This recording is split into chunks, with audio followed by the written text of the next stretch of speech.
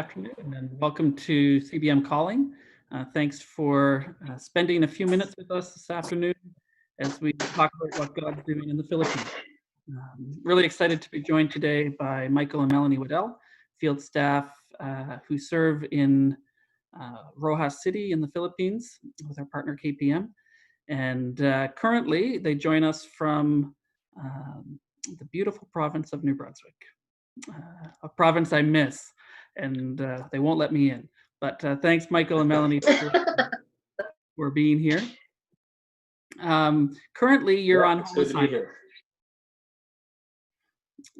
Currently, you're on home assignment, and normally in home assignment, that would mean lots of miles on a rental vehicle or a borrowed vehicle, lots of potluck dinners, coffee times, meeting with churches and supporters, sharing how God's at work.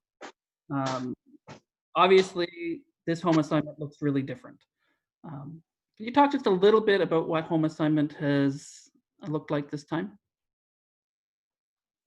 Yeah, we'd love to share a little bit about that. You're completely right that home assignment this time around has so far looked entirely different than it did 2 years ago when we were on home assignment.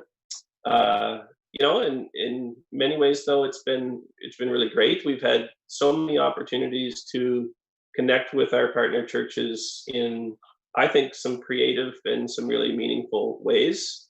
No two churches are the same, though, as you know, and so we've sort of had to spend some time each week ahead of time of our scheduled church that we're meeting with on that particular Sunday to just really work out a plan that works for each individual church, because some churches here in New Brunswick, actually, when the provincial government allowed for meeting again under 50 people with physical distancing and all of that in place, many of our smaller rural churches were very quick to go back to gathering together on Sunday mornings live. And so we did have a few opportunities early on in our home assignment, like sort of at the end of June, 1st of July, where we were actually able to meet in person and face to face, obviously 6 feet away from people for some of those churches. And then many churches, though, we've done virtual Sunday mornings, like Zooming in like we are right now, and either doing question and answer times with them or giving a virtual presentation,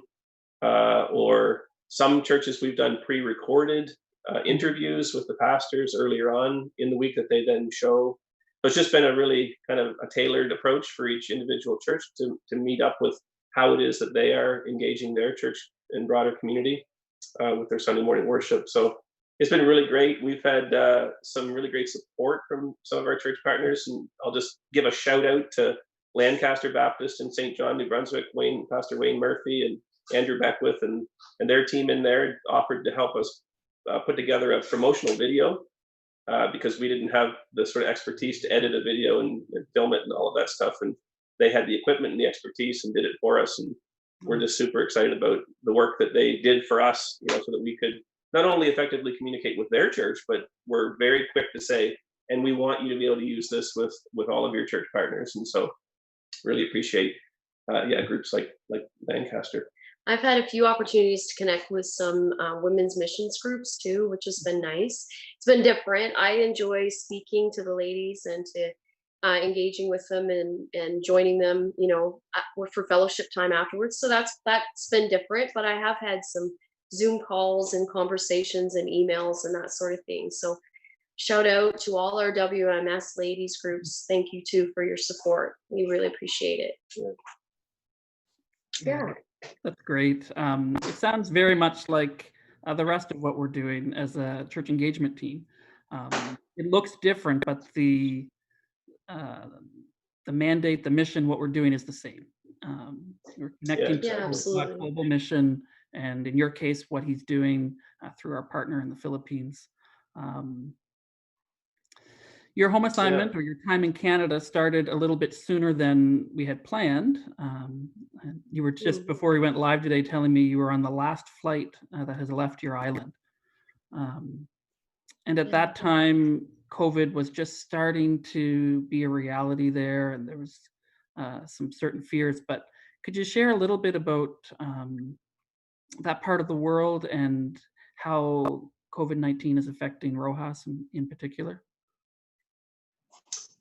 Yeah, COVID, as you said, back in April when we returned to Canada at that time, I think there was only 4,000 or 5,000 cases at the time. And in Capiz province where we were, there was only 2 or 3 cases. It's not really a major concern Except for us at there were that 2 or time. 3 deaths too, so Yeah. the stats were bad, but But sort of in I forget the exact date, but somewhere around, I think it might have been June 30th, the Filipino government made the decision at that time to start to ease some of the lockdown restrictions, much like we've experienced here in Canada in different jurisdictions, different provinces. So they started to do that in areas where COVID wasn't sort of, spiking out of control. And since that time, numbers have escalated quite rapidly. They're right now, usually they put out numbers at 4:30 every afternoon, which is really 4:30 a.m. for us here. So when I wake up in the morning, I check their numbers. And right now, for the last probably 2 to 3 weeks, they've been averaging between 2,000 and 2,500 new cases a day. So it's quite alarming. They're up to about close to 80,000 confirmed cases right now, with 50+ thousand still active. So very high active rate. I think it's one of the highest rates for active cases in all of Southeast Asia. In Capiz province, they've still managed to be somewhat isolated from the major outbreaks, but last week they did have a few days where they had quite high case counts. So there was one day there was 12 new cases, another day there was 7. I think currently there's about 69 cases in Capiz province, which is alarming. It's a densely populated province, and a lot of rural areas. And as cases rise there, it just there's potential for some pretty significant spread that we obviously are hoping and praying against happening. So, yeah.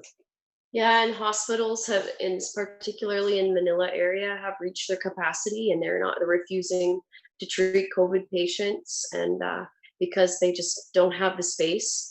And so that's very alarming as well. And as what they call, like their overseas foreign workers are coming back, but also their locally stranded are coming back, meaning they're on another island. So they might be working in Manila, but they want to get back to their family in Capiz. So they're coming from Manila to Capiz, where overseas they could be in Saudi Arabia, they could be in Canada. They try to get back. And so there've been boats that have been taking them back and forth and that sort of thing. And that's where the cases are spiking, because they're all traveling in community, and they're coming back to their homes and that sort of thing. And so it's very alarming, because that continues. There's many of them that are still stranded, and they're waiting weeks and weeks and weeks to try to get back to their families. So currently the situation isn't great. It's worse than when we left. And we pray every day for the people in the Philippines that we love dearly, that God would protect them and the country that we love. So sorry. It's okay. One of the things I love to do on CBM Calling when I have people on is to ask about and to highlight how our partner churches are responding. So in the midst of the brokenness, in the midst of this pandemic, how is God at work through His church? Share a bit about our church partner in Capiz. Yeah, so you mentioned, I guess, at the start of this call that we're working in partnership with Bugana and Philippine Ministries, or KPM as we call it for short. They're an outreach mission organization that serves really the needs of the Convention of Philippine Baptist Churches in Capiz province. And one of the things I guess I would say right off the top is to say that Filipinos and the Filipino church is very resilient. They are so used to dealing with a high number of natural calamities each and every year, whether it be typhoons, whether it be earthquakes, or, we've had volcanoes this past year quite active in the Philippines. There's flooding, flash flooding, all these different things that they deal with. And so they're kind of used to it in many ways, and they're very resilient. And really, we stand quite amazed at the local church that we work with, because nothing seems to be phasing them. They're just like us here. They can't meet together the way that they've been accustomed to. They're having to adapt and having to do things differently. But they're coming together with very limited resources, and they're sharing from what they have with those who are more needy than they are. We've seen, our church partners sharing food resources, sharing financial resources, helping people with transportation needs, helping people with, getting face masks so that they can be protected, or hand sanitizers and soaps, and just all those things that are, we kind of take for granted here, but are so essential and very needed around the world right now. So yeah, they're an inspiration really to work with. And yeah, it's great that, as CBM, we've been able to come alongside a little bit through our COVID relief and provide PPE for frontline workers, and I know some food as well. So yeah, it's great to work with that partner. Yeah. One of the things that one of the good things that I've seen in this pandemic is the creativity and the flexibility of God's people to shift and to adapt to this and change activities quickly. And you've been working with KPM on an initiative called Bugana, Marketplace Ministry initiative. And I guess there's some exciting news to share from that initiative about how they've adapted. I'll turn it over to you and let you share that. Yeah, the Bugana Livelihood Center is really, it's a business initiative of KPM that we work really closely with them on it. The intention of Bugana is sort of multifaceted, but one of the primary things that we're trying to do with it is actually earn a profit with the work that we're doing in Bugana, because those profits are then being plowed back into the growing work of KPM in their communities where they're serving. So certainly profit is a part of it. It is a business activity, but it's also more than that, right? We're not just trying to do something just to make money. We're also trying to create sustainable long-term livelihood or employment opportunities for people who need it. And so currently I guess I'll back up. Before COVID lockdown took place, we had been working for months to sort of prepare for a grand opening, which was scheduled for March the 30th. But then the country went into lockdown in early March, and so that had to be put on hold. All of our sort of team of artisans and people that were working for us doing different activities like sewing and jewelry making, handicrafts and soaps, like we were making homemade soaps and candles and all these different types. Mm-hmm. They all basically had to be, sent home because we couldn't continue. And so we just have been kind of on hold, but at the same time, as a leadership team, trying to, prepare so that when the restrictions did sort of ease a little bit, we could be ready to go back at it again. And so one of the things, of course, in business that's really important is that when major things happen in society or in culture or in the world, that you have to be ready to pivot or to retool. And so really that's one way that Bugana, we've really been impressed by the women who are part of our sewing group. We have 3 women from Libas, which is an urban poor community in Roxas City, that are connected to KPM's child care center there. So they're parents of children who go there, who have been trained in doing sewing projects. Well, they weren't doing like tailoring, that type of work, but we were actually making our own Bugana products, made out of fabrics and stuff. But they very quickly saw the need that in the Philippines, right across the country, there's a shortage of face masks. You can't get, whether they be manufactured ones like surgical masks or N95, you can't hardly get them. And then homemade fabric ones were also at a shortage. Many people struggling. When we were leaving the Philippines, actually, we didn't have face masks to travel home with, and it was required for us to have them. We really struggled to get our own face masks so that we could come home safely. So the Bugana women actually said, hey, could we start making face masks? And so they experimented with a bunch of designs, and they came up with one that they really liked that had a proper filter sort of system built into it, and have started producing these face masks. And so we just started, to really, one of the things that we're trying to do with Bugana is not, and I said it's about making profit, but we're trying not to let the profits be what drive us, right? It's more about let the mission drive us. And so, for example, we had Food for Life, which is a farming business initiative that we have as well. When people were hungry because of COVID, the Food for Life people said, let's not worry about selling the rice, let's give it to those who are hungry right now, and they did that. And so in the same way, with these face masks, we said, okay, yes, selling the masks would be great because it would give income to plow back into the ministry, but right now there are people who need them. And so they're looking for ways to be able to distribute these masks. And so we kind of did some brainstorming as CBM and with our partner KPM, and came up with an idea or an initiative that will be actually rolled out in CBM's gift catalog that comes out every September for the Christmas season. And you'll actually have the opportunity to purchase a face mask that's made by these women in the Bugana Livelihood Center. You won't actually get a face mask. Probably you already have one here anyway, people who are listening. But when you purchase a face mask, KPM will receive that as a donation from Bugana, and KPM will then distribute those face masks to people in need in the communities where they're serving. In particular, and one of the things that I think is really exciting about it is they've actually made a child-sized one and fitted them for small, children 3 to 5 years of age, which KPM, through our childcare ministry, works with over 120 children that are that age that don't have face masks. And so a part of this initiative will actually be for the children in the childcare centers to receive, and their families to receive face masks. So yeah, it's kind of a real cool initiative that we're excited about, and hopefully people will respond well to it. That's great. So we'll have opportunity to purchase a mask, which will go to someone in need in the Philippines. And not only will the person receiving the mask benefit, it also will benefit the people from Libas who are sewing and producing the mask. That's right. That's right. Yeah. That's right. It's really cool. So watch for that, everyone, in the Hopeful Gift for Change that will come out this fall. Want to acknowledge there's some people who want to say hello.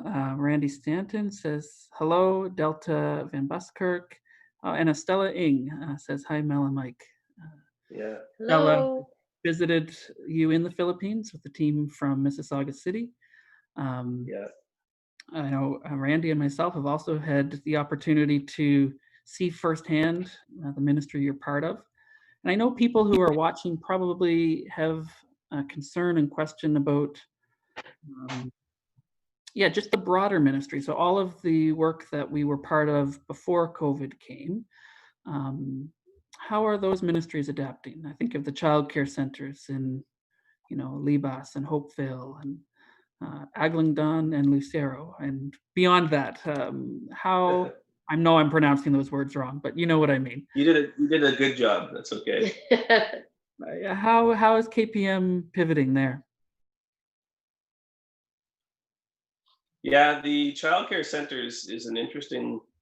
It's going to be a challenging one, but I'm excited about how they're approaching it, because first and foremost, because it's childcare centers, which is an early education facility, they're dictated really how they can operate by what government regulates. And so currently the government has said no face-to-face meetings of children in schools. And so KPM has to respect that, right? And we would encourage them to do so. So they have actually gathered together the missionary teachers for the childcare centers, for all of the ones that you just mentioned, with KPM staff, and are beginning to develop. They're launching an enrollment date, so children will still enroll the same way they always have in the past. The difference is this time they won't actually be coming to the centers for class, but the teachers are working together to create curriculum packages that will go home with the parents. And so the face masks that I mentioned would be a part of that, obviously, but that they would actually receive these educational packets that they would be able to do in home. When we were talking with Hope and Phoebe just a couple of days ago, Phoebe said, we cannot forget, she said, we might be in the midst of a pandemic and things are all crazy and different, but the children are our children and they're only children once. We cannot miss out on this opportunity to serve our children and to educate them. And so she said, we're determined, right, to figure out ways to continue the ministry of the childcare centers, and so this is the way that they'll proceed. And we expect, there to be some road bumps along the way they'll have to figure out, and challenges that they'll have to overcome, but we know that they're capable and they're eager and they're passionate about it. So that's kind of exciting for that. Yeah. Those challenges really are all over the country, because the schools, high schools, universities, that's similar ways that they're looking at how regrouping is through packets and online work. But as we know, it's the Philippines, it's the developing world. So some of the communities, they don't have any service. And so to log online to do, your third, fourth year of college is going to be really challenging for a lot of young adults. And so I think a prayer concern that I would have, particularly for Capiz, is that Capiz province has had a huge rise in suicide over the last year, and they've developed a team, and Phoebe's on that team to go in and to step in and deal with situations like this. And I just know that with trying times and with youth that are, see that they're almost ready and they're almost going to finish their schooling, but they've got all of these restrictions holding them back, would be really challenging on them as they feel like their family is providing for them, because culturally that's how it works there. The family takes care of their kids right up until they have a job. And so they feel like they're putting pressure on their families, which in turn puts pressure on them. And I know from being, a psychotherapist, even myself, I do have concern for them around their mental wellness, because it's already been a huge issue in Capiz province over the last year. So certainly prayers around that would be much needed. Oh, for sure. Yeah. I want to ask you in a minute how else the church and your supporters here in Canada can be praying for you and for our friends in the Philippines. But just before I do that, I just want to touch on Food for Life. Have you heard anything about how the crop, or I don't even know where we are in the growing season, how that's going? You mentioned just briefly about how the farmers had donated a part of the harvest to do food aid. Yeah, the Food for Life project did, during the COVID lockdown, it was challenging because every little municipality within Capiz was border locked, and so you couldn't cross over. And so many of the farmers, their fields were in different municipalities, and so they couldn't get to them, or their farm workers couldn't get in to help them. So there were some challenges that way. But then we went into the summer season. Their summer, March and April is the dry season, and into June, then they start the planting season. So the planting season just took place. And as I was talking with Hope and Phoebe the other day, Hope said that they had all gone through that process. Things were going well.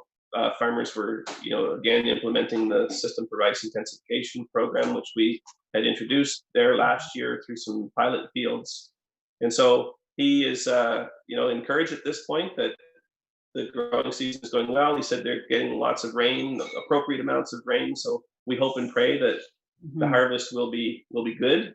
It's certainly needed right now. I think they need a win in terms of, sort of the current situation there. So we look forward to that. The Food for Life team is also currently, one of the things we're trying to do with our marketplace ministry, our business initiatives, is we're trying to integrate as much as possible with the work that KPM is doing. And so we talked about Bugana earlier, Food for Life being another one. So the Food for Life management team is now talking about how can we integrate their crops, their products into proper marketing and packaging, so that they can then be sold and distributed through the Bugana Livelihood Center store.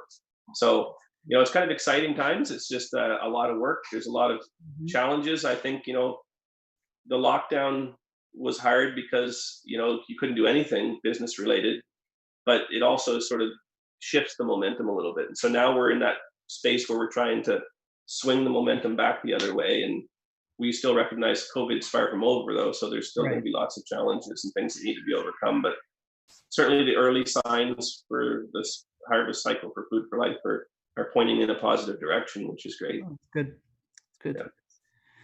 Okay, so we will pray, obviously, for some of this recent uptick in cases not to continue in Capiz. We'll pray for the mental health and well-being of young adults, for a good harvest for Food for Life. How else can your supporters be praying for the Philippines and for you as a family? Before I give a prayer request, can I just give one more quick update? I know we probably used our time, but there's people maybe on the call who are familiar with we call it CCTEP, but it's a Capiz Continued Theological Education Program. It's a practical theological education that we have for about 30 pastors in Capiz. Of course, again, with the COVID lockdown, it was just sort of put on hold for a while, but when the government lifted some of the restrictions, the team was very eager to gather the pastors back together and to continue on with the courses. they do 6 a year, one every other month, but they were sort of backed up. And so they worked really hard to meet the requirements of the government health regulations around COVID, partnered with Philomer Christian University, which is the Convention Baptist run university in Rojas, and were able to use a big room there so that everybody could be socially distanced, and everybody had to wear a mask the entire time. They had hand washing stations, had to do thermal scans for temperatures regularly, and used Zoom. So there were some people, because they were living in far remote areas, whatever, couldn't cross the border lines. They were able to connect through Zoom. We had other people from other jurisdictions who were able to do that as well. And our former CBM colleague, Emo Yango, who was the one who was supposed to facilitate this course before COVID, did it from Toronto through Zoom, pulled all-nighters 3 nights in a row to facilitate the courses. We were able to connect from here and participate as well for some of it. So it was just really exciting to see them eager to get back together, willing to sort of put up with the extra regulations and get through the courses. And really, we were surprised because the internet can sometimes cause problems, but it really, I mean, there were some glitches, but it really went off really well. And yeah, it was just really great to see them adapt that program as well to get sort of back on schedule and move it forward. And the pastors were able to learn some new stuff that really is going to impact their ministries right away. So yeah. Great. Prayer requests. So prayer requests. I guess personally for us, as we had planned to go back the end of September, and so it's not looking like that's going to be the case. So just for some decisions around the kids and school, and Kyla, this is her grad year and all of that. And so what will that all look like? And so just for some discernment around that, because there's so much uncertainty. And so making plans for ourselves personally in the midst of uncertainty can be challenging too. And so, and our kids, they're super awesome. They're like, they bounce back like elastic bands, but of course, kids wear stress when parents are stressed too. And so that we would just kind of just be chill and not get stressed out about what these uncertainties. So for sure, that would be a prayer request.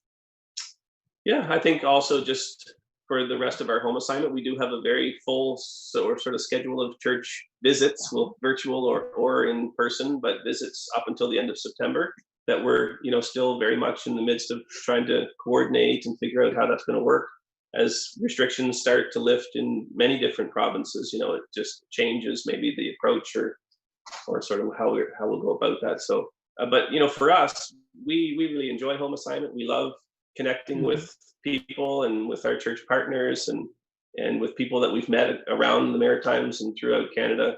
So, in some ways we're missing that face-to-face connection, but hopefully, we'll have still great opportunities to do that with people. And Yeah, for sure.